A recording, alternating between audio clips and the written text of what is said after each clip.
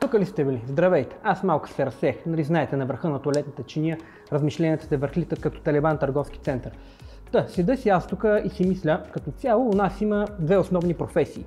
Тези, които не са майстори, са IT специалисти, а много хора са и двете едновременно. Демек, хем ти казват как да го направиш, хем като ги помолиш да го направят, ти викат, ти си го направи.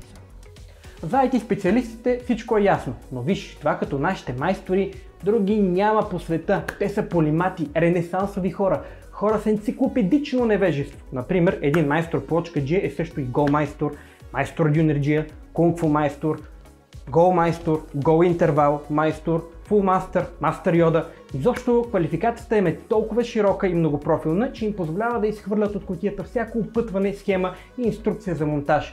От къде на къде някакъв си прост немски инженер или американски технолог с 5 висши по класическа механика ще дава акъл на майстора и япа тоя. Все пак 3D на опити спестяват 5 минути четене, нали така? Но това не е всичко. Не, нашите майстори са и природно надарени дизайнери. Защо да харчите чували с пари за дизайнерски студия и хора с съмнителни естетически възгледи, когато майстора ще ви каже как да си наредите обзавеждането, какво да изберете, какъв цвят трябва да е то и откъде да го купите. И то без дори да си направите труда да го попитате по нито един от тези въпроси. Толкова са отзивчиви, а и любезни, мили и деликатни, по-изискани във вербалната реч няма да намерите. Същински аристократи. Ако пък посмеете да изразите собствено мнение за вашата лична баня, то така ще обидите префината душа на майстора, че най-вероятно той ще си тръгне завинаги. Все пак има още 3-7 обекта, които трябва да посети същия ден. Пък и точно кой има да му се не види. Хвърля един поглед на банята и веднага ти казва колко ще струва. Наклона на пода се прави на око. Височината на мивката е на око.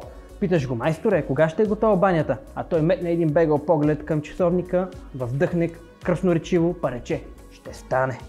Ма така де, то хората се казали, кьора в карти не играе. А нашите майстори се гордеят с свръхразвита зрителна система. Сигурно е от лепилото за плочки, дето го дишат по цял ден.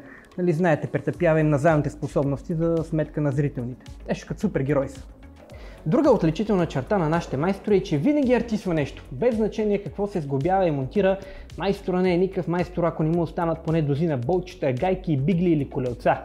И тук пак се намесва народната мъдрост, която казва, стигнало е, когато е останало. Затова не се доверявайте на псевдомайстори, които сглобяват всички части точно по схемата. Вече уточнихме, че схемите са за бълъци. Такива работи, приятели, накратко слушайте майстора и кимайте усърдно. Той ще ви научи на всичко, което не знае.